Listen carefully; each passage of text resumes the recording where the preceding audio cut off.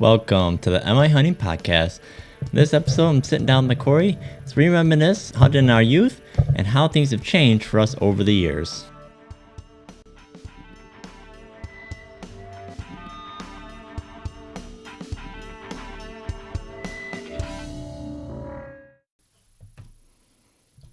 All right, welcome to the Am I Hunting Podcast. Thank you for listening as always. Thanks for tuning in. So this episode, basically I had my cousin come over. He heard about the world famous Kim's canned venison stroganoff, so he wanted to try a little bit. So figured had him come over and have some dinner, let him try that out, and then sit down for a podcast and pretty much just reminisce about hunting in our youth, and then how things have progressed throughout the course of our lifespan so far, and basically kind of reminiscing on different hunting stories and adventures that we've been on in regards to those, and then also talk a little bit about some of the strategy of for our different hunting situations and how we approach it. And it was just nice kind of to sit down with him and talk hunting with him a bit. So before all that, make sure you hit that like button, subscribe to the channel, share the show with your friends, and don't forget to head on over to mihuntingpodcast.com. Check out all the content available,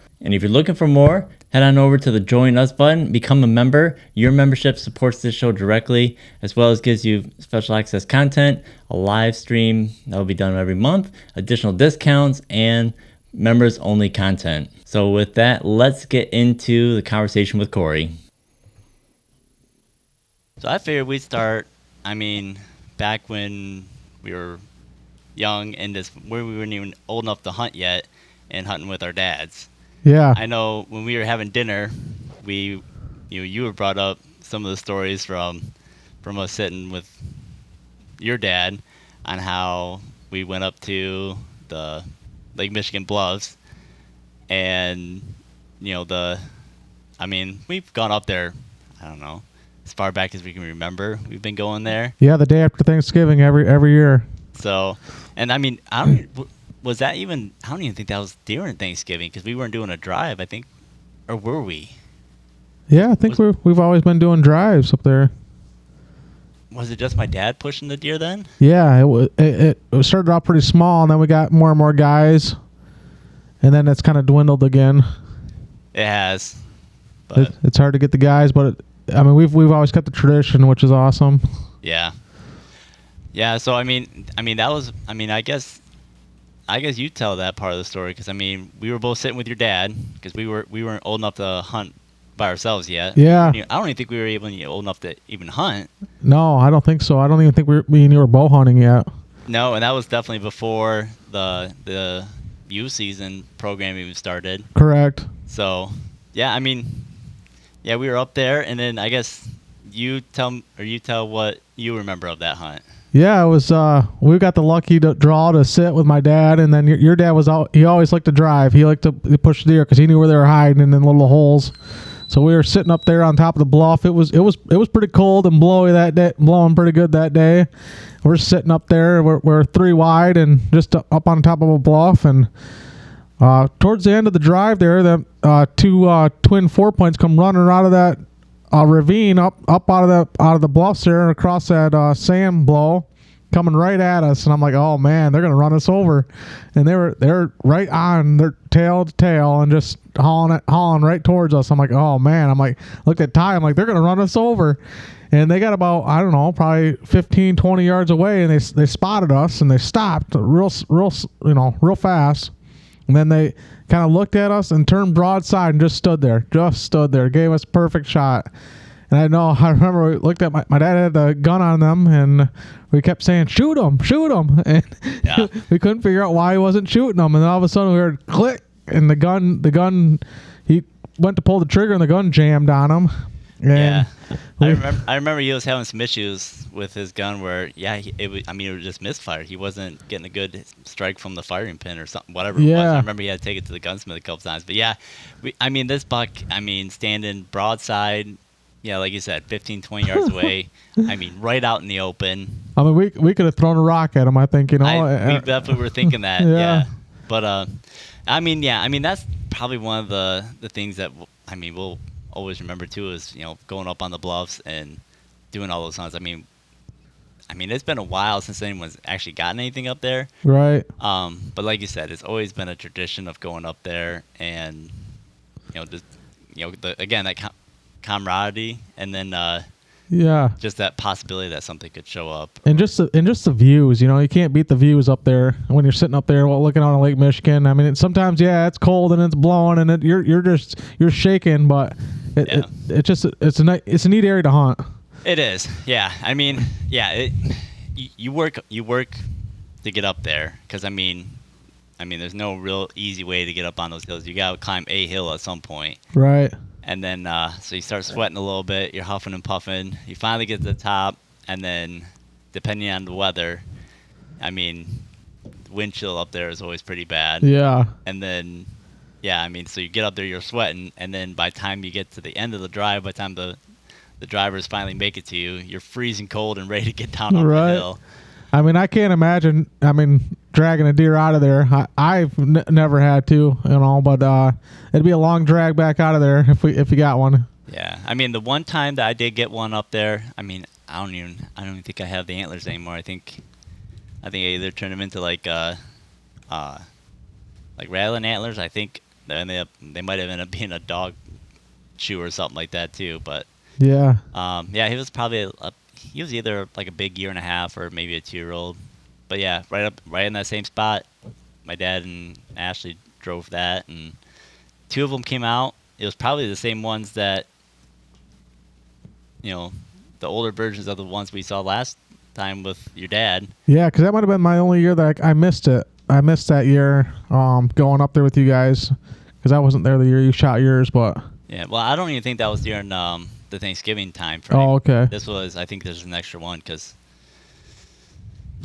yeah, I don't remember the time frame, but yeah, it was just my dad, sister, and I. Yeah. But yeah, I got one up there. Oh. And I mean, my dad finally thought it was hilarious too, where he's like, because I mean, like we got to the edge of the hill and there was snow on that side of the hill, so basically started down the hill and it started sliding down from the snow, and I was hanging on the antlers because I didn't want it to like be banging off trees or whatnot, and eventually my dad yells at me to let go, and it sails down to the bottom of the hill. I don't remember if it bounced off a tree. Probably did a couple of them, but yeah, I got down there and got out, and it took us a couple hours to get out of there. Wow. And now there's so many down trees up and through there. It would be a struggle to get a deer out of there. Yeah. Seems like it gets worse and worse with down trees through there.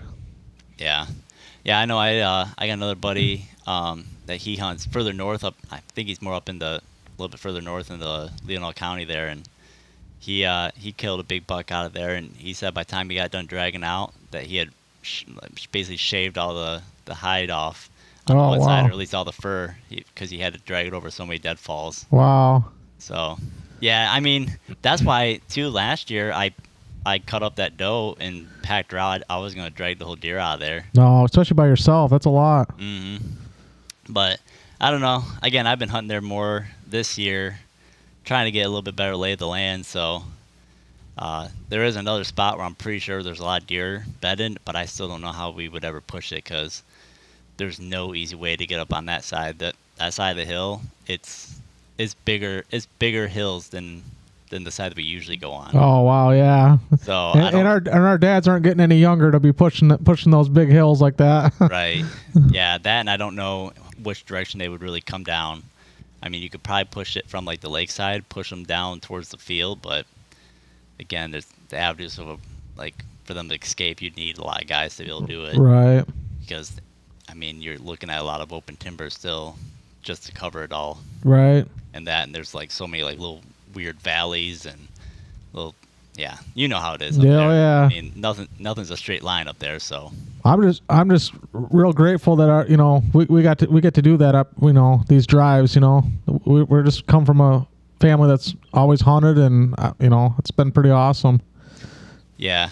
I mean, that's definitely a thing too of like. I mean, yeah, as far as back, I mean, our dads were hunting together before we were even born. Right. I mean, they were hunting and fishing and everything like that. So, we definitely have that good background of, that hunting heritage and stuff like that. So. Right.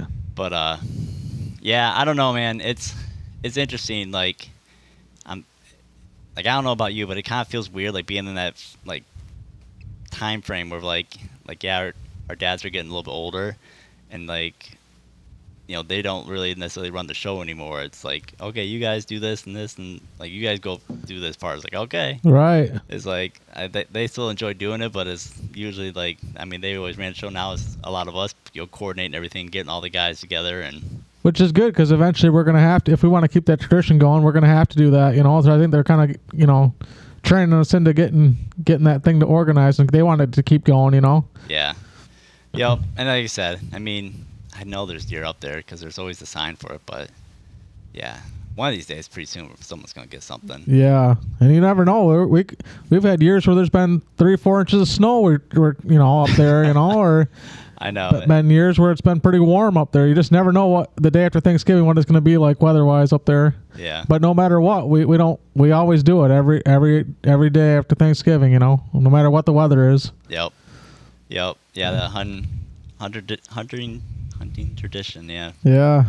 But yeah, I don't know, man. I mean, I don't know. I was even thinking about it just the other day about I mean, really our archery career, for whitetail started when we would hunt with your dad down at the old Esch farm. Yep.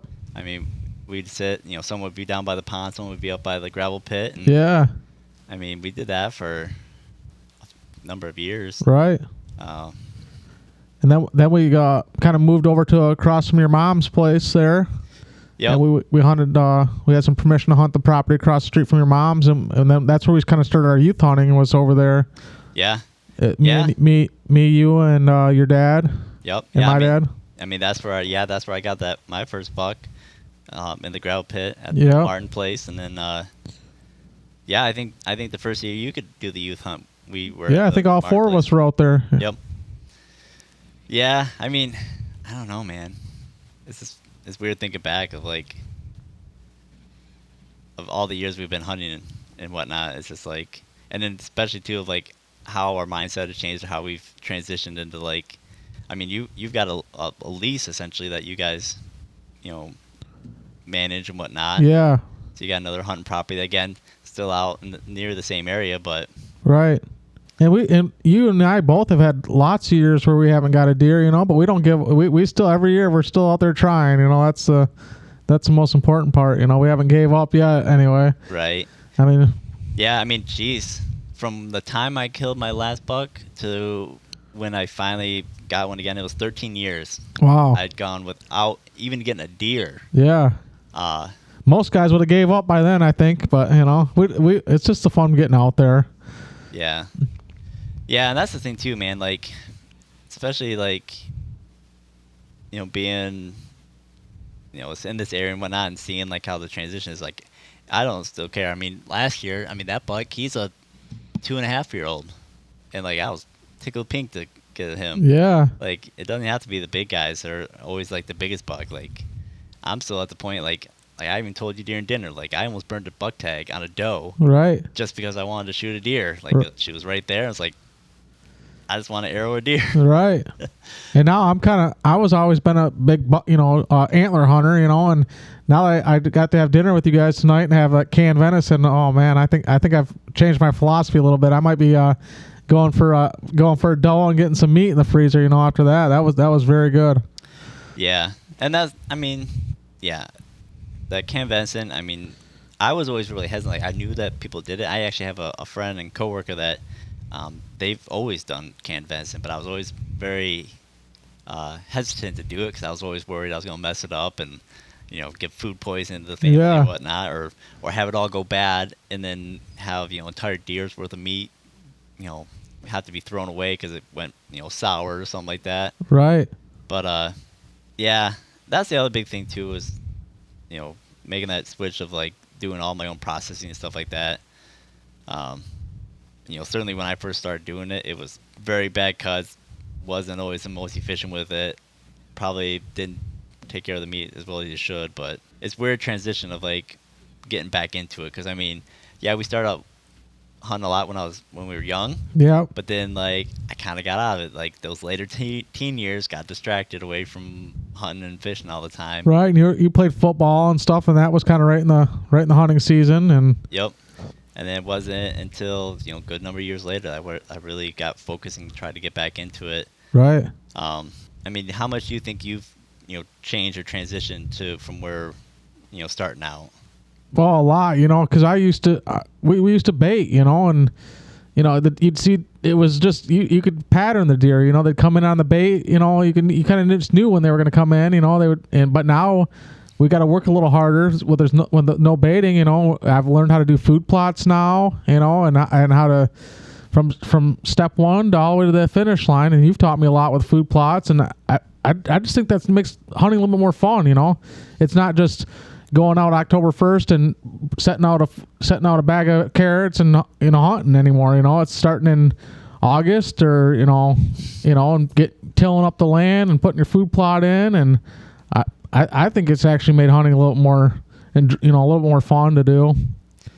Yeah, it like it's almost like you're invested a little bit more. Yeah. When you do that type of thing, or even like you said, or running the cameras and scouting, and you get those trail camera pictures in the summer, and you start seeing what deer are around. You see the that doe with the fawn, and right. you see that even watching just on camera, watching that doe and fawn or that fawn grow up and whatnot, and you're just you start almost being a little protective of the deer in the area. You're just okay, okay, you see a bear or coyote or somebody oh no, leave him alone. Right.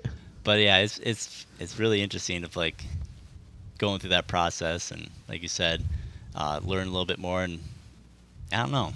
I mean, I think since the no baiting, you've invested a lot more into food plots and and put time into learning more about food plots and what kind to use. And yeah, I mean, yeah, definitely. I've done a lot of tinkering and playing around with different techniques and stuff like that, and yeah, I mean, I don't know. Even when we were baiting, I would play around a little bit with run the feeder down the farm, or having a bait pile or a couple of bait piles out in state land, and yeah, you could get the deer to come in and whatnot. But a lot of times, because you're always come to the same spot and whatnot, it almost seemed like they'd go nocturnal on you. They go nocturnal on you, and a lot of that is more so the fact that they feel your presence, they feel that hunting pressure, and know not to come in until the safety of darkness.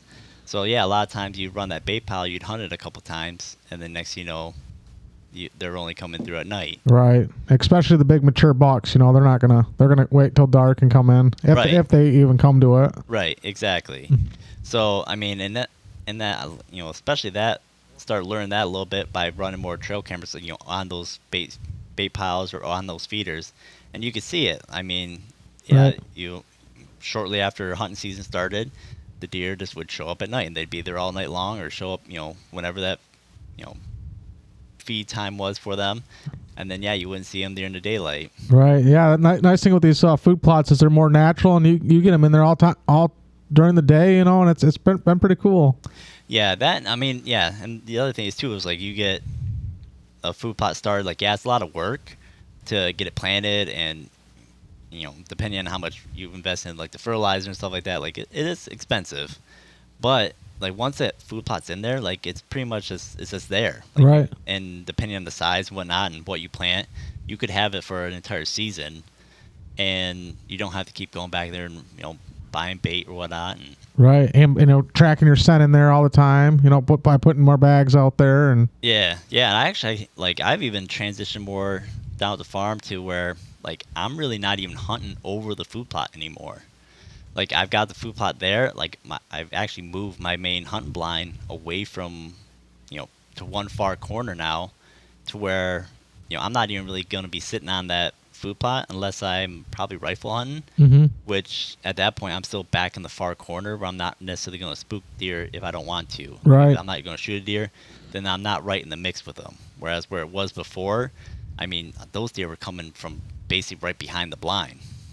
Right. I mean, I actually, the one year I got a buck, there was actually a fawn, nibbling on, the, bush or willow tree that was, right next to my blind. I could see the branches moving, nibbling on it. It was that close. So, yeah, I mean, it's now, so it's most of my stands are, in between where I think they're bedding and where that food is. So I'm not even really going to spook out that food plot during archery season, especially. So it's Right. that transition of like always hunting over the food because that's like the hot ticket to realizing that, hey, move off the food, deer will come through, and then you can, exit your tree stand or your blind or whatever. While they're still on. And while they're still on the food, instead of getting out of your blind while they're feeding, they spook off the field. Same thing. Not allowing them to become nocturnal by feeling hunting pressure Right. in that blind, so or coming out of that blind or at that food source anyway. So I feel like I've learned a ton. Probably having or doing the podcast really help with that because I'm always reading articles and Talking to different people. And talking to different people exactly. So I get a lot of different perspective, and it's like a lot of it is still keeping up with like kind of like your foundation of how to hunt, but then learning different techniques and again looking at some of the different research that's out there and realizing that hey, maybe some of these things that we used to do are not really helping you in regards to harvesting a deer. Right, because it's a lot's changed since from when we grew up. Like there's a lot less land, like a lot less country land, a lot more development. So it takes a little bit more technique to hunt these deer than what it used to. Yeah, especially too. I mean, like you said, like those public land areas are getting a little bit smaller.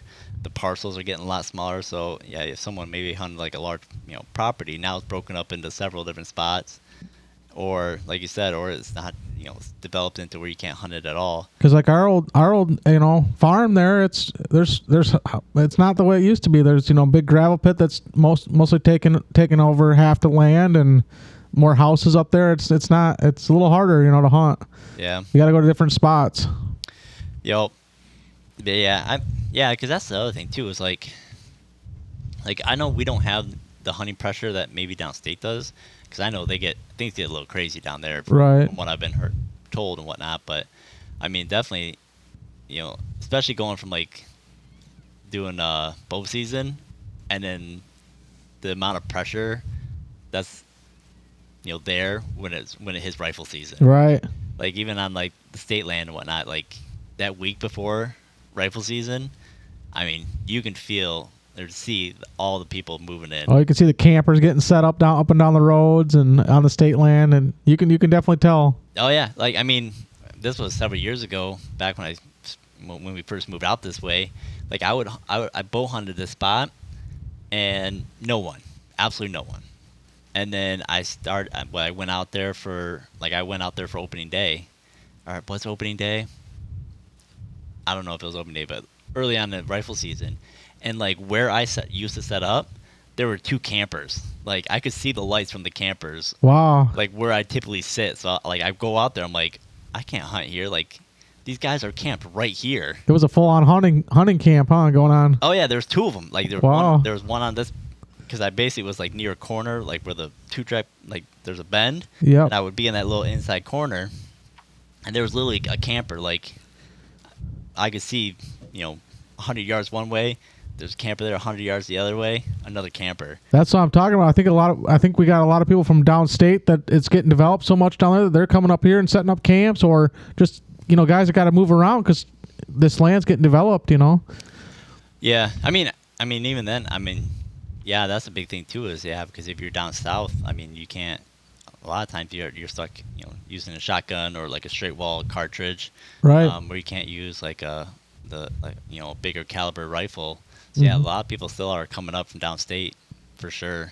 No, we definitely got our hands full. We got a little bit more work cut out, which is fun. It makes it challenging. Yeah, that, and like especially like back at the bluff, and you're talking about the bluffs again.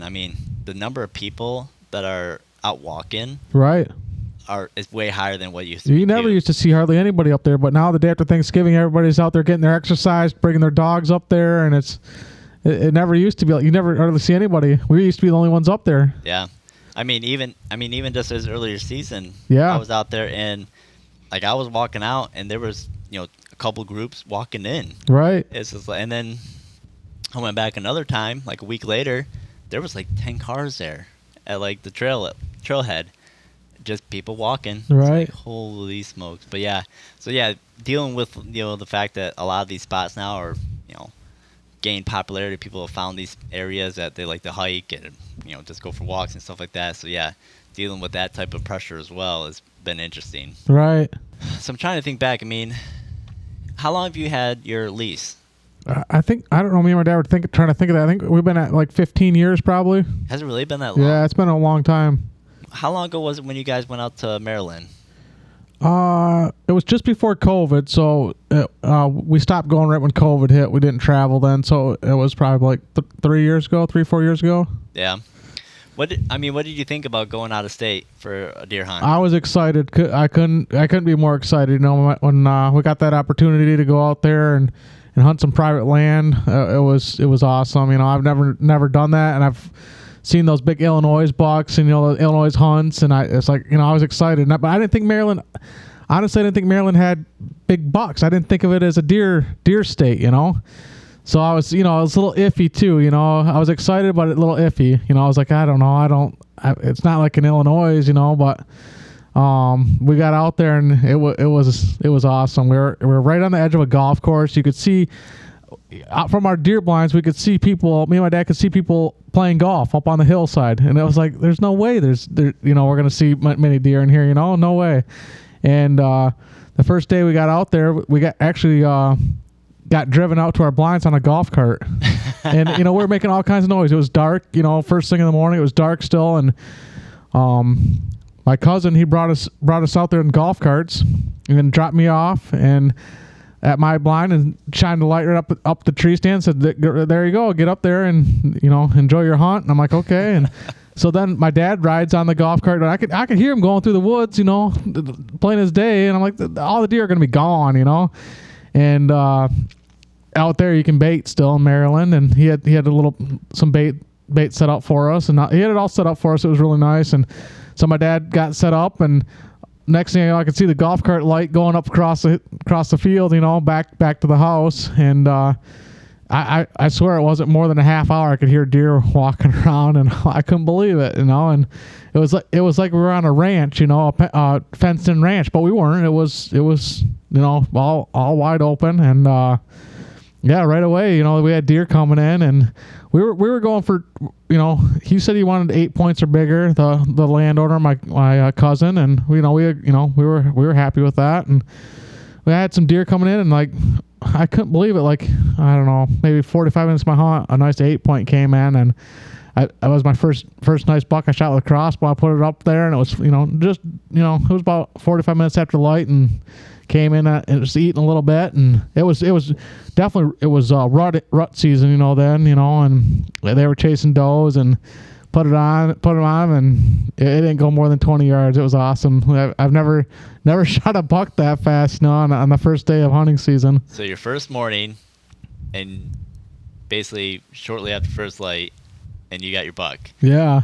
And that's so funny too. Like, I ran into that with South Dakota. Like you, so basically, like, when we were out the first time, I had a misfire, right? I didn't let the bolt go all the way forward. It was just ever so slightly back a little bit, so that firing pin didn't hit. Like, big old buck. I don't even know exactly. I don't even remember how many points he had, but he would have been the biggest buck I've ever killed. And misfire, and I'm all bent out of shape. I'm just like beating myself up, and the guys were with me. I was like, "Oh, don't worry about that. Don't worry about that. Like, there'll be more. Like, we'll find another one." I'm just like, okay, yeah, you guys are being nice, and okay, trying to make me feel better. They're like, no. We'll find another one. We didn't make it 2 miles down the road. Like, oh, there's another buck. Like, what? Like, how? Like, right? You miss your opportunity here in Michigan. Like, you may not get another shot. Right? Like, you're not gonna. You're like that one. Like, you missed it. Like, you might as well eat tag soup now because you just missed your opportunity. Yeah. So yeah, it sounded like the same thing that you ran into in Maryland, where, like, just the opportunity was better. Right. Now again, that was a few years ago. So now I think we're at the point now where we're right on the cusp. I think we're probably about 2 to 3 years out. We're really gonna start having some really good bucks in the area from the antler point restriction. Yeah. Being in place. I think probably, I don't know if maybe the baiting has changed things a little bit too. I know that when when that ruling first came out, it really deterred a lot of people from wanting to hunt. Mm-hmm. Now certainly too, there's plenty of people that are still out there baiting. Right. I mean, all the stores are still selling it. Yeah. And there people are buying it. But I do think it's kind of transitioned a little bit, where a lot more bucks are making it to that older age group. Mm-hmm. So I mean, I know at least from the places I hunt, I'm seeing more consistently where it's like, okay, that's a good buck, that's a good buck, that's a good buck. Right. Whereas in years past, it would be like there's one good buck. Right. Like he's the only one that's looks more than a 1.5-year-old. Right. So that's the one we're going after. Now there's multiple ones, and even that, you could have a random buck show up that you didn't even know was there, Yeah. or even have any intel of, and still be a good one. No, you're absolutely right. And just a few years ago, we would hardly see any decent sized bucks on our trail cams, and now, that camera I showed you that, a few years ago, maybe it was like 2 years ago, and I couldn't believe there was like 4 or 5 8 points or bigger all together, and I've never ever seen that many, before this restriction, the 3 points on one side, and it's just cool to see around here. Yeah.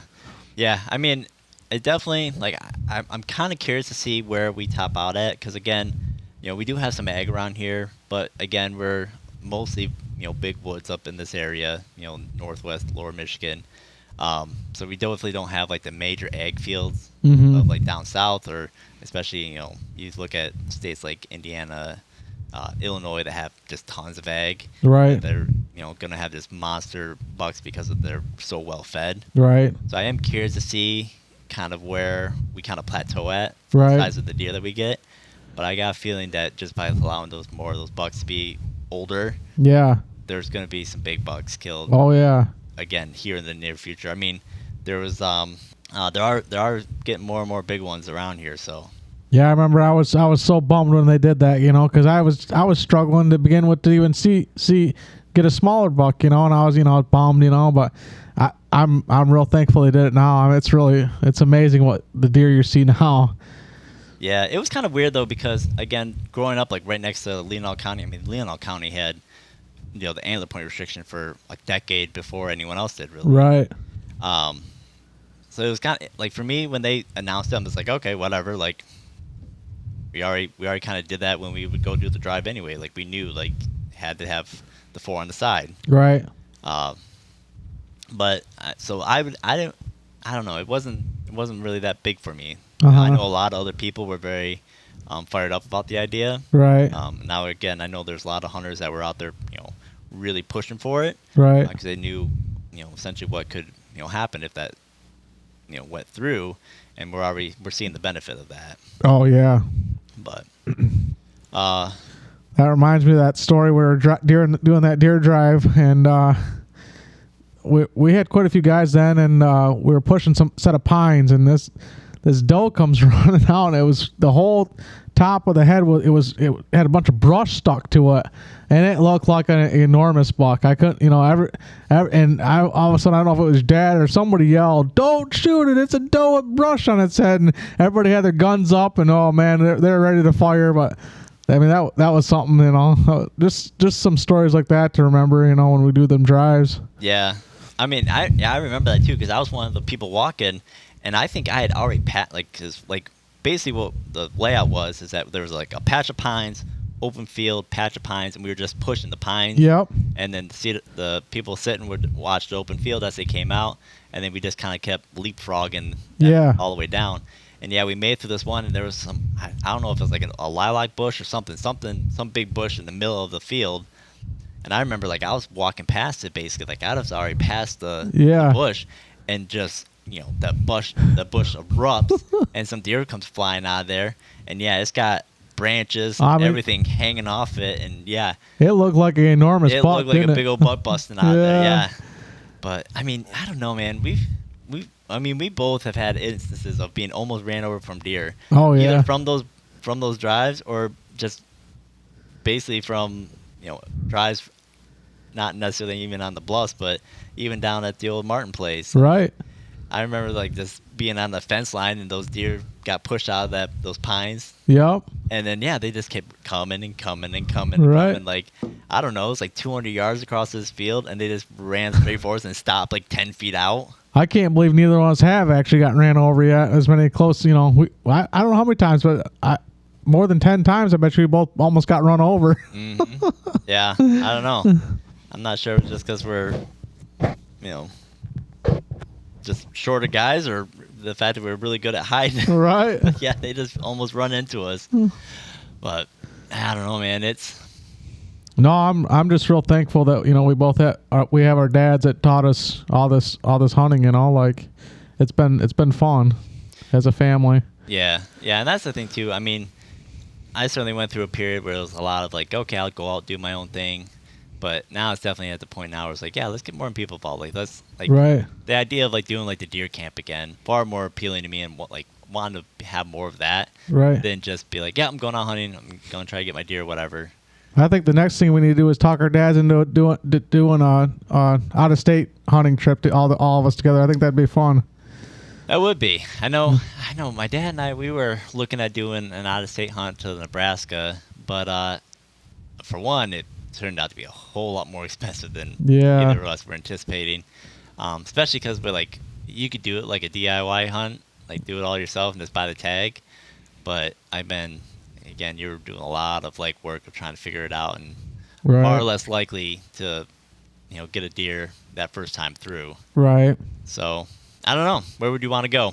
I don't even somewhere close like Illinois, or we wouldn't have to go, or South Dakota would be fun. But I think get a cabin, and I'll pitch in, and I think it'd be fun. Well, your dad did a South Dakota hunt, didn't he? Yeah, he did. Yeah, It was we for had some mule deer, wasn't it? Yeah, we had some relatives that own some property out there, and we could probably actually get on that again if we wanted to. But Yeah, I totally forgot that he'd been out there. yeah, it's actually the same family members that had the property. They have the property in Maryland too. Is it really? Yeah, yeah. It's his dad actually that owns the South Dakota property. Okay. I don't know. Maybe we'll have to put a bug in there to see if they want to do that. Yeah, I think that'd be fun. I remember my dad. There was quite a few cousins that would go out there, and they'd rent a U-Haul trailer, and they'd go out to South Dakota mule deer hunting, and they'd come back, and that trailer would be stacked full of deer. U-Haul trailer, full of deer. Yeah, it would be. They would get a lot of deer, but there was probably 8 to 10 guys, so they all had two deer tags, a piece. They were able to get two? Yeah, because in South Dakota they were. Oh, okay. I think it was a doe and a muley, but this was a long time ago. I think it might have changed now, but Yeah, it might be a little bit different too. If they own the property out there, tags get allocated a little bit differently. right. Sure. Yeah, I'm not sure how it all worked, but they were able to get a doe and a buck. Yeah. And yeah, I remember they have the whole U-Haul full of deer, and they'd come back and eat, and on the way drop it off to each person's house. They're 2 deer, and that was pretty cool. I'd always be at home waiting, anxious to see what they would bring home. Yeah. How many times did your dad go out there? I think they went every year for at least I think 4 or 5 years in a row. Really? Okay. Yeah. I only knew the one time that he went out and. Yeah. Okay. And I know they had some cousins in Chicago that they'd pick up on the way. So yeah, it was quite the trip, Yeah. Because some would come from Maryland, and then they'd stop in Michigan and grab a couple guys, and then stop in Chicago, grab a couple guys, and then they go out to South Dakota. Just pick them up on the way. Yeah, it was really cool. That's cool. Yeah, I didn't realize your dad did all that or Yeah. went out there that many times. Yeah. You ever think about doing Iowa? No, I'd be open to any state, really. It'd just be like I said, it was cool to go out to Maryland and experience a different state. And I'd like to try other states, but it'd be fun to do it as a group of people. It was fun just me and my dad, but it'd be fun to do it. Me, you, and your dad. Just get a group of guys to do it. Yeah. Well, hey, man. I mean, you start putting in with South Dakota with us. Yeah. Because I mean, for the area that we're going, I mean, it only takes a couple of years to get enough points to potentially draw. Uh-huh. And I mean, this year we're going out, and I didn't even draw a tag, but my buddy did, so I'm still going out there just to hang out with them. And Yeah, I have mean, fun. even if you didn't draw a tag, just to go out there and experience, just like you said, sometimes the fun part's just the hunting camp. Yeah. Yeah, man, we'll have to plan something out like that. Yeah.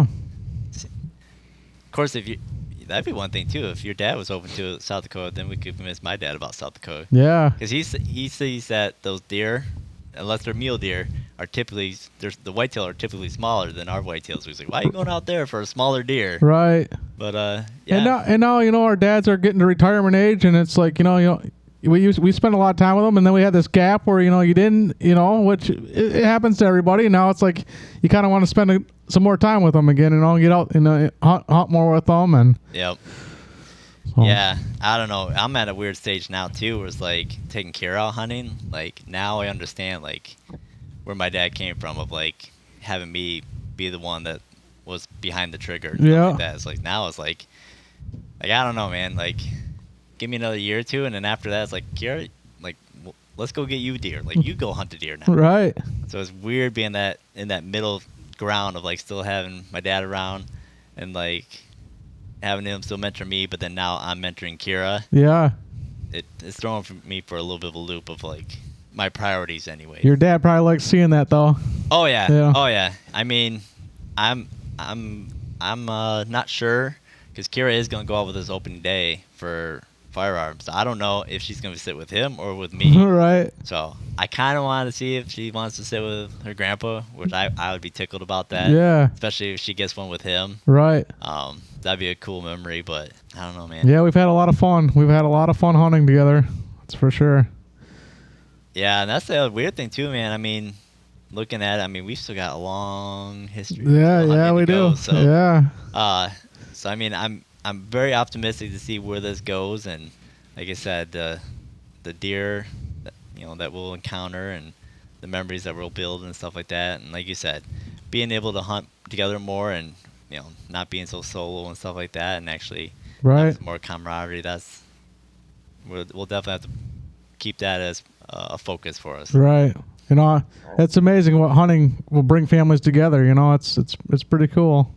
Yeah, and I mean, and we can even bring it back to, like you said, like the canvas, and like bringing it back to the dinner table. Right. That's part of the reason. I mean, a big part of the reason why we're out hunting is to harvest meat, and then you can enjoy the fruits of your labor, essentially. Right. Now I was thrilled, when you asked me to do this. We ran into each other at that hunting store. We just ran into each other at a hunting store the other day, and I said, I really want to try that canned venison, and well, how about you do a podcast with me, and you can come over and have dinner with me? And I'm like, absolutely, I'll do that. Yeah, the podcast bit especially too. Like she definitely can put that bug me. It's like, well, like if I'm gonna feed him, then he has to do a podcast with me. I'm like, sounds good to me. Yeah, I was smiling. I was like, yeah, absolutely, I'll do it. Yeah, and that's the thing too, is like, yeah, getting better at like preparing wild game and stuff like that.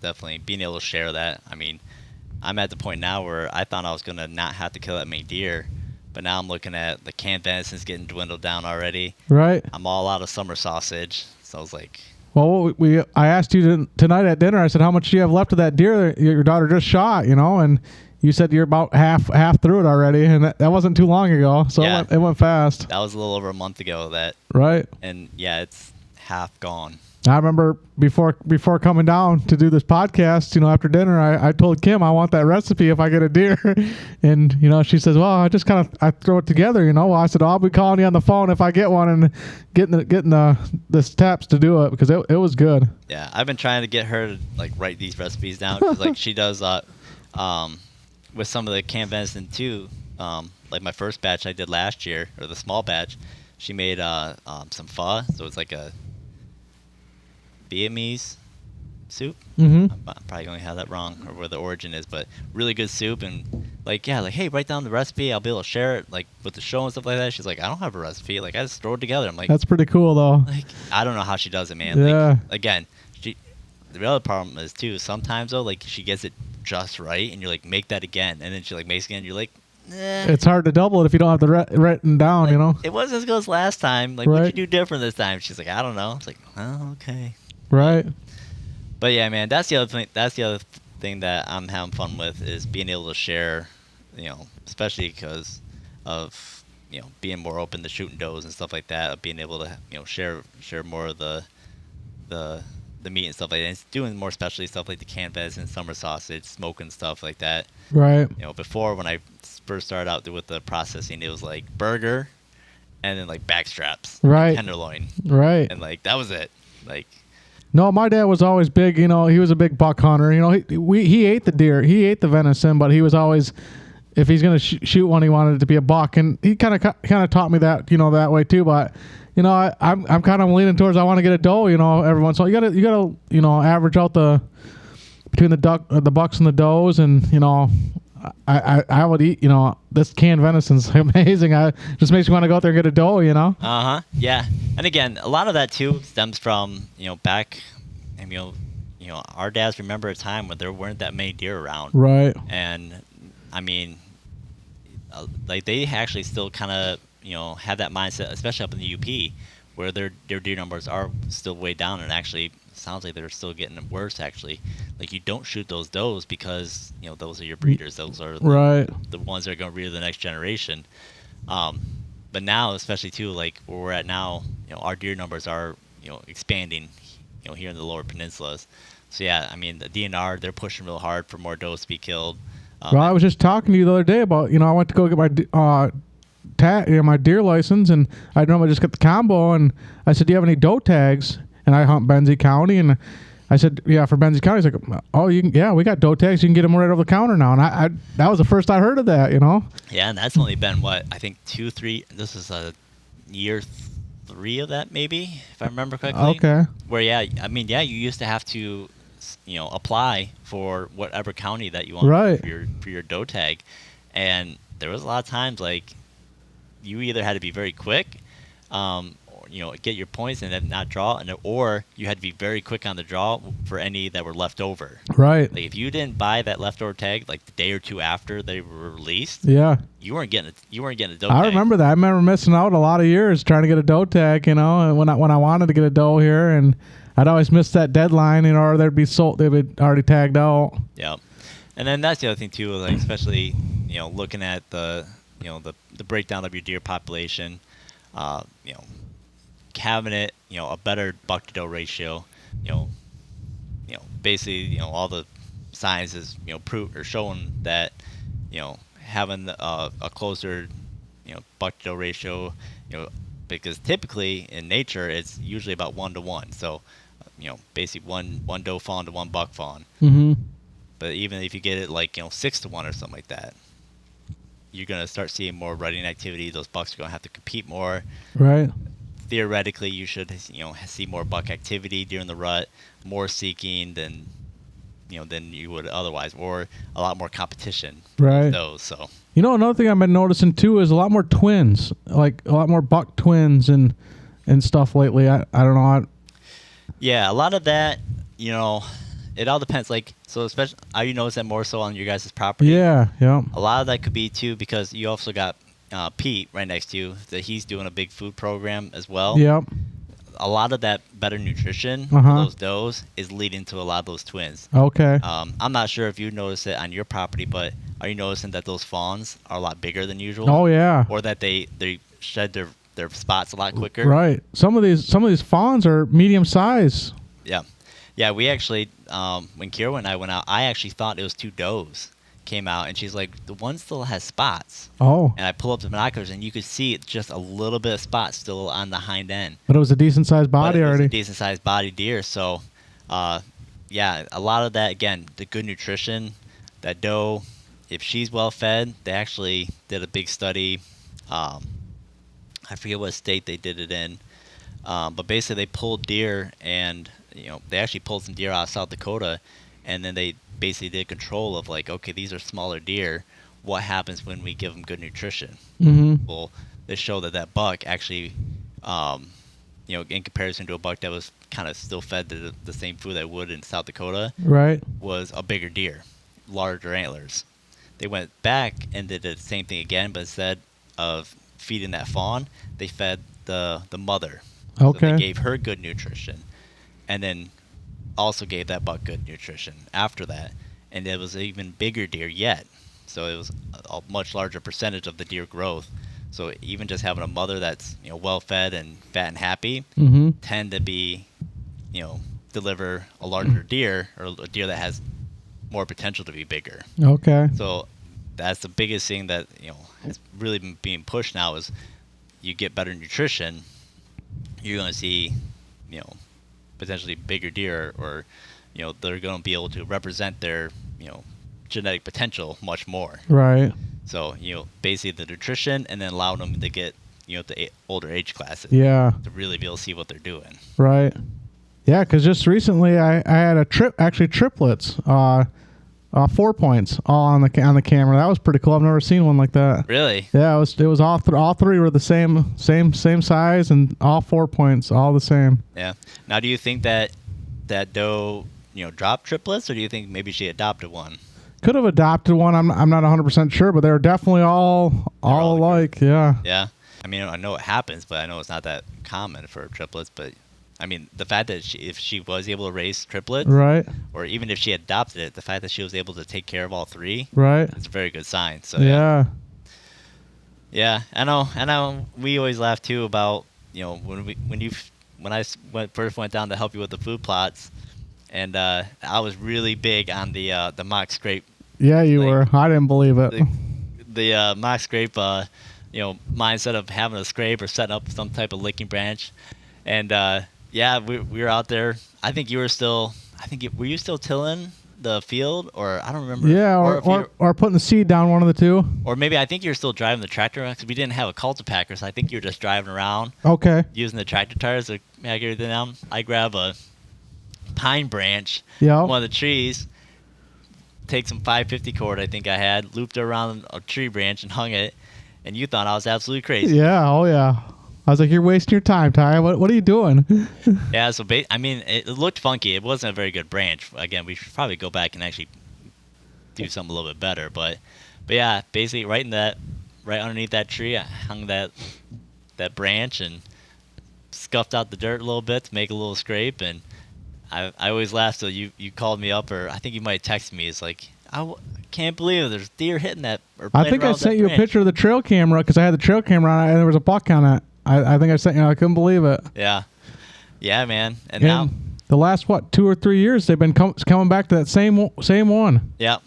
Oh yeah, that's the nice thing too. Especially like if they start getting that pattern of behavior, they'll just stick with it. Right. And again, like especially because it's in a field, that's the only branch that they can really reach. It's like it's almost like they can't help themselves. Right, and it's right in the middle of the food plot there. Yep. Yeah. I mean, I don't think I have a camera. Actually, I have one camera that I run that's not on a scrape. Okay. Out of all the cameras, even on state land, every one of them either is a scrape that was there already, or one that I made. Right. And it's just, I mean, it's almost kind of like, it kind of acts kind of like the bait pile used to do, or the feeder. Right. It brings them in that congregation a little bit, where it's just that, higher movement, or that you just get a little bit better snapshot of what's in the area, because they feel that they have to visit that scrape. Well, and I even had that one little small buck that's on his hind legs, playing with it like it was like a swing playground, just on that rope, and I couldn't believe it. Oh yeah, yeah. I got a couple young deer. I've got one is a fawn playing around with it and like jumping around, acting all crazy. Yeah. And then I had a 1.5-year-old buck, because I went out there, and like because I didn't have like a tree to be able to hang the branch from, so I basically took a rope between 2 trees and then hung that branch down through the center of the rope. Okay. And it was like all pushed to one side, and it was like almost touching the ground. I'm like, what the heck happened here? Like, what tore this up? Well, looking at the camera, a 1.5-year-old buck was up on his hind legs, same thing, kicking at it. Yeah. And pushed it off to one side to where it wasn't centered anymore, and the height was all wrong then, because it got pushed to basically where the string was at. Right. And it was hanging on the ground. I'm like, God dang it! And then yeah. No, I'd highly recommend, guys, I'd try it. I definitely try it if you haven't tried it yet. I didn't believe it, and it does work. Yeah. And then that brings me up to that point where we were just at the hunting store last weekend, and we saw they sell them now, the kits to make those. Remember they were like flag. Yeah. They look like flag holders that you screw to the tree, and you can put a stick in there to hang it down. Oh yeah, there's so much like kind of weird stuff too. Like they actually have I don't know what the name of it or the company, but you can basically buy it's like a little sapling tree.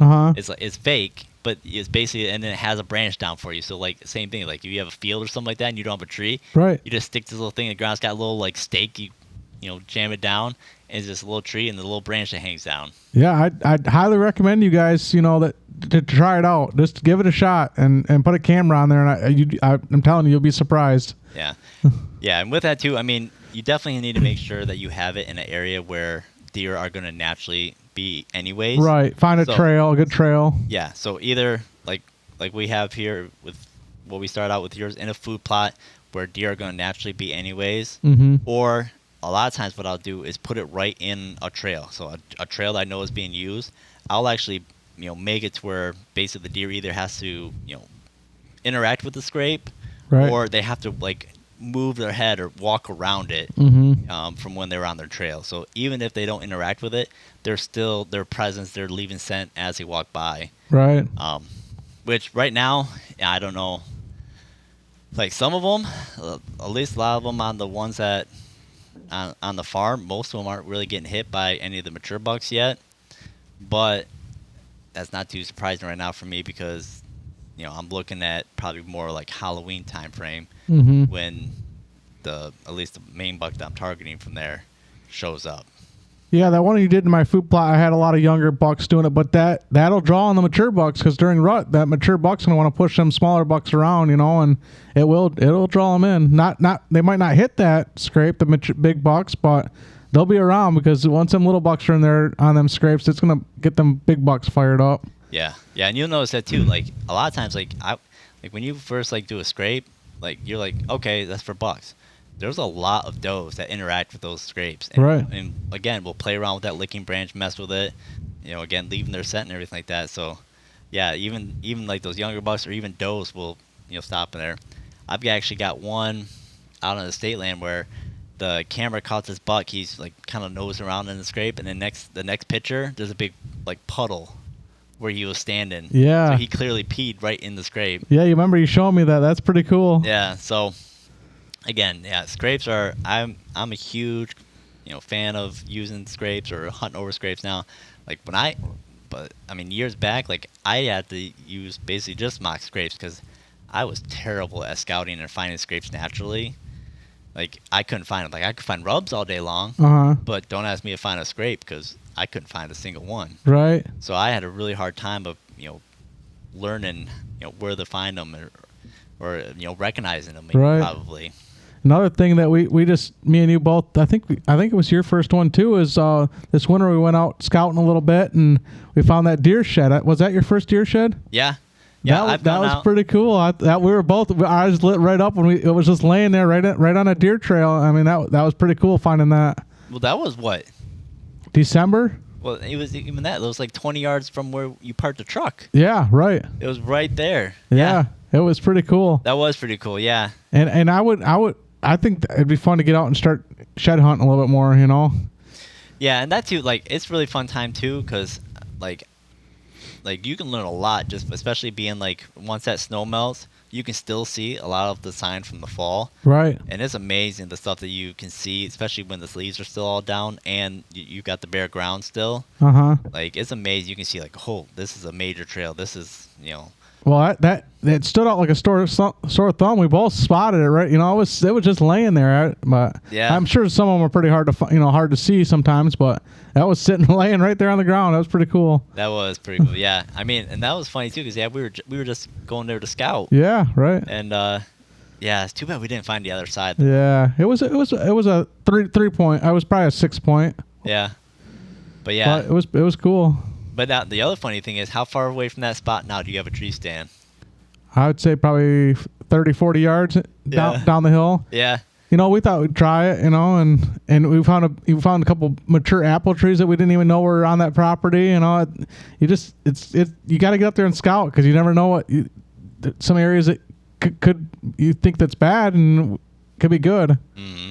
Yeah, especially too because I know you're still a little hesitant because it is closer to the property line. Right. But basically you're right next to a pond, which you have like part ownership of. Right. Because it's right down the middle of the property line. But But yeah, I mean, you've got the food, the water, and you've got that thicker cover. Right. The only hard part is there wasn't a lot of good trees to put a tree stand. It's a lot of I don't know. I'd call it scrubby pines. Yeah. So the only good tree to put a tree stand, you're kind of right on top of the trail. So it's you got to be quiet and you got to be covered up pretty good. Yeah. But you hunted it what 2 times now? Yep. And the first time you had. The very first time they didn't even know that it was 3 does that came right up that main trail, right along that pond, right up to the apple tree, and they left the apple tree and started walking up towards me up the hill, and they knew something wasn't right, but they didn't know what. The doe would look up at me and she'd stomp a little bit, but not real aggressive, and then the 3 of them kind of trotted away. So I kind of got pinned a little bit, but they didn't know exactly what it was, and that's the hard part. But it was the very first time hunting it, so they were kind of surprised, Yeah. And then the second time it was pretty windy, and I didn't see anything, but Yeah.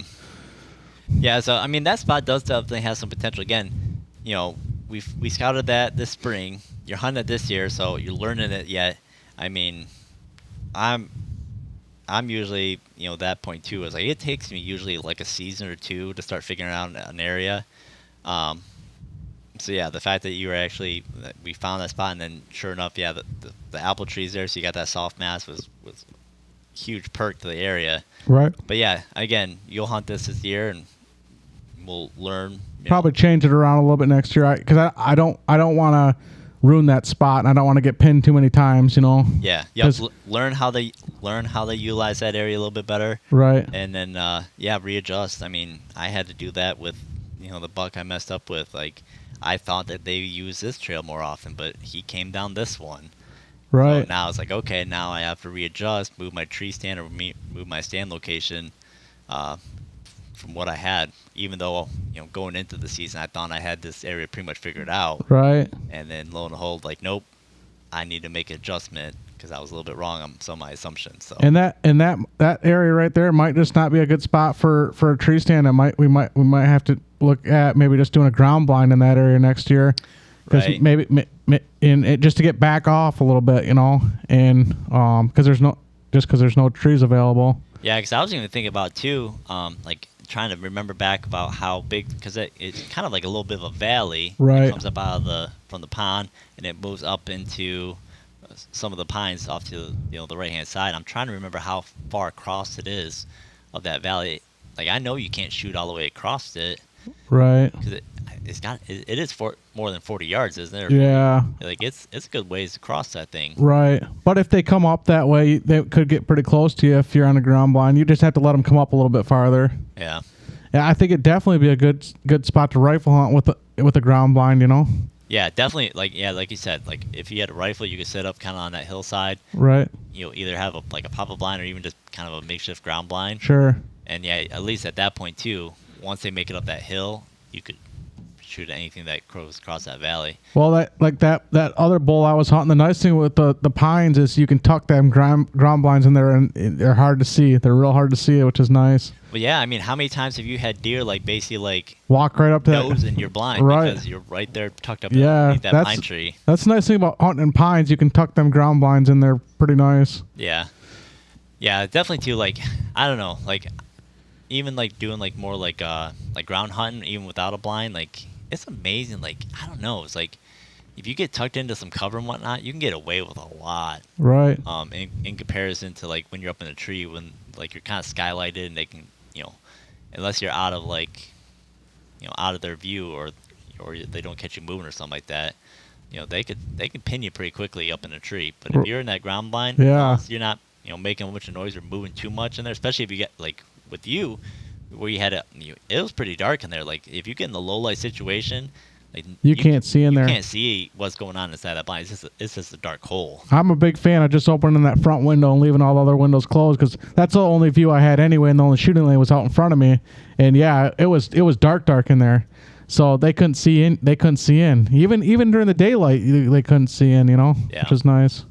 Yeah. So yeah, if you can hide that movement and stuff like that, yeah. All right. So I think next year I might revisit that and maybe just do a ground blind in there, because I think that tree stand, it's a nice location. You can see a lot, but I think it might be too close, and that was like the only good tree to put up a tree stand. Yeah, and especially too, like your first year being there. I mean, you want to be elevated, you want to be able to see. Right. But then once you kind of learn learn what trails they use or how they travel, Right. then you don't need to see all the way across this certain area because they're not using that part of it. Right. You only need to be in this location. I just want to be careful how many more times I hunt it, because I don't want to get pinned too many times, because I don't want that spot to get ruined. Yeah, that's tough too because you got a lot of terrain features going on. So we talked about with the thermals kick in, Right. because basically a lot of that goes downhill towards the deer from where you're at.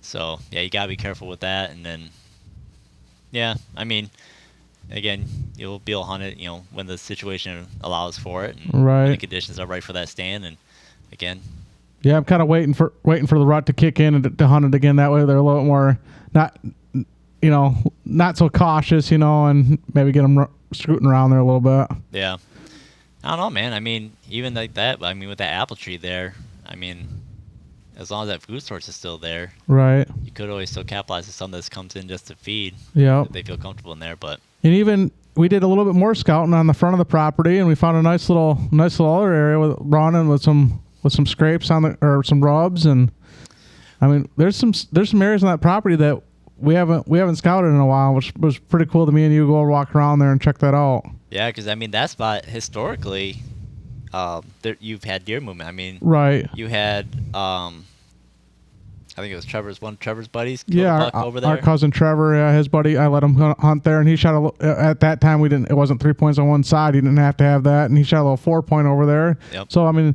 there is tradition over there, you know. And I mean, scouting it, we found historical rubs in there, Right. and I think it was that morning.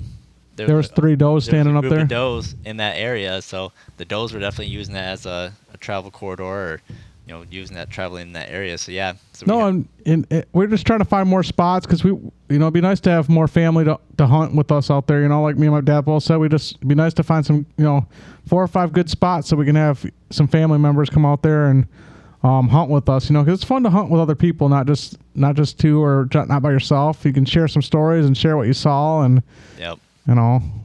That's kind of a fun part of it. Yeah.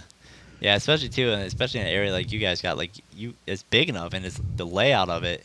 Like you could have multiple people and not have to worry about having too much hunting pressure, or having the deer get affected too much by that. And not walk over somebody else's blind, because you're coming in from different directions, different angles of the property. Yeah, I mean, the way it laid out, I mean, you could hunt on opposite ends, and I mean, yeah, you wouldn't necessarily see the same deer Right. on the property. There'd be completely different groups of deer that could be traveling that part. So yeah, most definitely. So we might have some more work cut out in the next summer, Ty. Get some more food plots out there and make 4 or 5 good spots. It just, with our droughts we have now, it's hard to get the food plots. But Yeah, because it's been a couple years since planted anything over that pond that you guys got. correct. Yep. And there's a good spot out in the front to do a food plot. And there's some spots. It's just hard to make the time in the summer. But we got to do that. We got to get that time and do it. Yeah.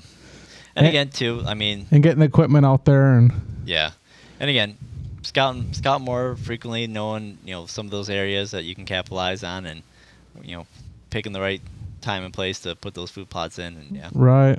Yep. All right, man.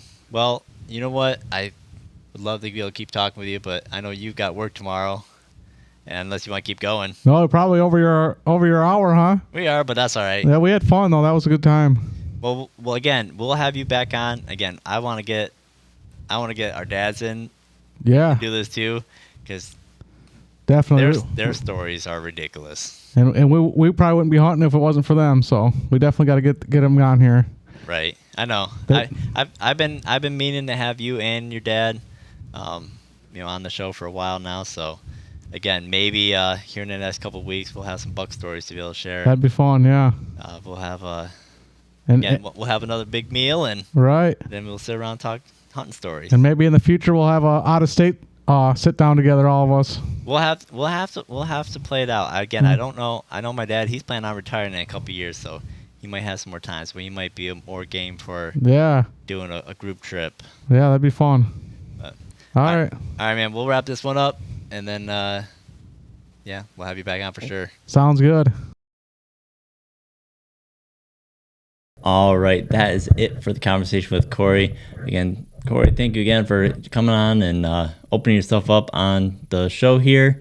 And it was really great talking with you again. We'll have to make sure that we get our dads involved and just be able to listen to them tell their hunting stories as well. So we'll have to set that up here shortly. But that's it for I did want to give a quick update on things that have transpired since that episode. Basically, I did go out to his hunting property and hunted with him for the evening. Unfortunately, I messed up on a pretty good buck. He came in, and as I went to draw on him, he ended up seeing my movement and spooked and ran off. So missed an opportunity there. Would have been pretty cool to be able to share that with him, but there will be plenty other opportunities. Or at least I'm confident there will be. Corey's done a lot of work, and we've put a lot of work in scouting and understand his property a little bit more. I know he seems that they've got some pretty good bucks around there, so it's only a matter of time before someone capitalizes on that. And with that, I'm going to wrap this one up. Again, one last reminder, head on over to mihuntingpodcast.com, check out the website, and also, if you do want to become more involved, highly encourage you to become a member. Your membership supports this show directly, allows for me to be able to expand and be able to provide more content, as well as grant you access to a monthly live show, discounts to all the merchandise sold on the site, as well as exclusive members only giveaways. So, and with that, as always, get out there, be safe, and have fun.